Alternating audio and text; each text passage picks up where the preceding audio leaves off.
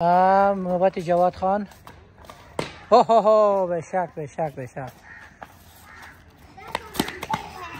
نوبت احسان خان. ببینیم که باز احسان چی میکنه. برو. آفرین احسان. وایت بود. وایت وایت بود. احسان خان خوب بالر است. خدایی بالش وایت شد. وارد کد اولته. کچ. آفرین احسان خان. سعی کنیم احسان باز چی میکنه. ماشاءالله بسیار خوب. میس کرد. وایت نبود. خوب بالر است احسان خان.